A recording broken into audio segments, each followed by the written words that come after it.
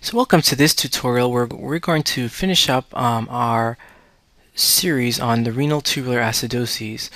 In a previous tutorial we discussed why we need to have ammonia, and now we're going to discuss how the tubules handle protons and why is it that only certain renal tubular acidoses cause a change in urinary pH and others don't. And so to understand that, we're going to draw our glomerulus again. And we're going to draw our tubular system. I'm going to make it a little wider because we're going to have some drawings.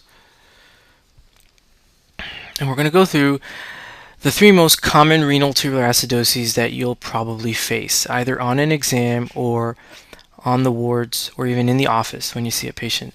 Let's tackle this anatomically. So we'll start with the proximal renal tubular acidosis. And so that happens right here in the proximal tubule. So what's happening in the proximal tubule when it comes to proton management? You have a receptor here, among many, but we'll focus on this one, that causes a reabsorption of sodium and an excretion of protons. So how does this happen? How do you get sodium in and protons out? Here's what happens. You have bicarb being filtered by the glomerulus, hopefully at a constant rate. And so that bicarb is going to combine with some of the protons in the lumen here. What that's going to result in is CO2. So you have the bicarb, it combines with the proton, and you get CO2. Now that CO2 is going to exit, because CO2 is a very small molecule. If you remember, it looks like this. So it's extremely small and it's linear, so it can easily diffuse across the cellular membrane and gets into the cellular space, intracellular space, which is represented here. Now once you have CO2, it's going to be acted upon by carbonic anhydrase. So you get CO2, you have some carbonic anhydrase, and it's going to ultimately break that CO2 down into two products. Your bicarbonate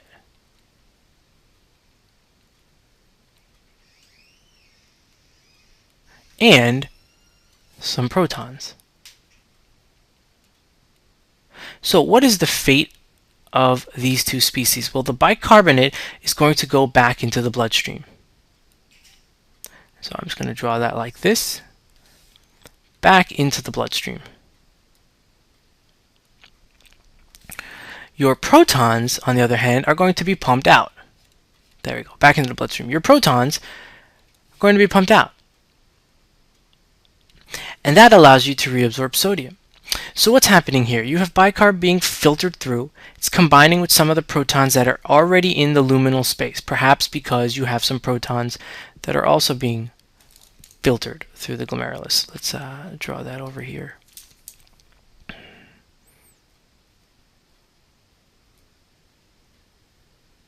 These two combined give you CO2, which diffuses across the cell membrane into the intracellular space, reacts with carbonic anhydrase, gives you bicarb and protons. This bicarb goes back into the bloodstream so that it can be filtered again and go through this process all over, and these protons get pumped out so that they can bind with the next bicarb coming down the proximal tubule, form CO2, and do this cycle all over again.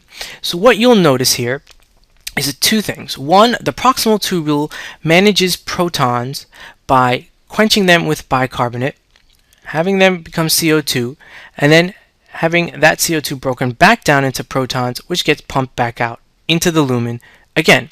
Why does the kidney do this in the proximal tubule? Because it's a great way to reabsorb sodium. Now, notice that the protons that are pumped out into the luminal space combine with bicarb and go through this cycle over and over again, which means when you have a proximal renal tubular acidosis, you still have the ability to acidify your urine. That's because the proximal tubule, by this mechanism that I've illustrated, does not cause acidification of the urine. because there is no net proton secretion into the lumen. All the protons that are secreted into the lumen go through this reaction and get recycled. So the proximal tubule, if you have any damage in the proximal tubule, I will write that up here, proximal tubule, proximal RTA, you can still have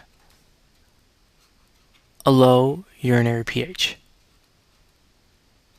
Now let's come over here to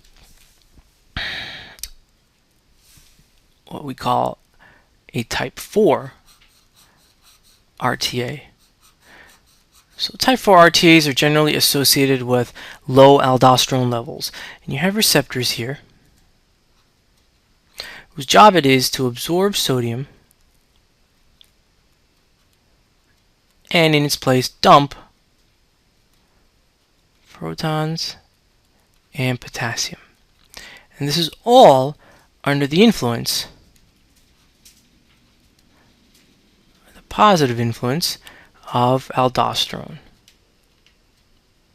So when you have a type 4 RTA, you have either a lack of aldosterone or, more commonly, damage to this portion of the tubular system so that aldosterone cannot exert its influence, it cannot cause protons to be secreted, and as a result cannot absorb any sodium.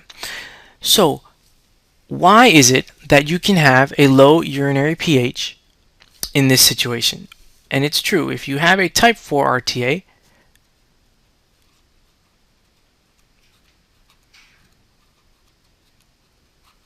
you can still have a low urinary pH. Now the best way I can explain this is that this is an evolutionary advantage. Aldosterone is a hormone. It is not always going to be present in high amounts. If you relied on aldosterone only to acidify your urine, there would be many times when aldosterone would be at low levels. Say for example after you eat a meal, you don't need a lot of aldosterone because you've already ingested a lot of salt and water. In those situations, you would not be able to excrete protons, and you'd have a buildup of protons in your bloodstream. So it seems to be an evolutionary advantage for the kidney to not rely on a hormone whose level fluctuates throughout the day to acidify the urine. And the perfect example is the one I just gave. So if you have a type 4 RTA, your kidney is still able to acidify the urine because it's not relying on the hormone to cause acidification. And then that leaves us with this type here. So what's happening here? This is the distal RTA. And I'm going to write that up here, the distal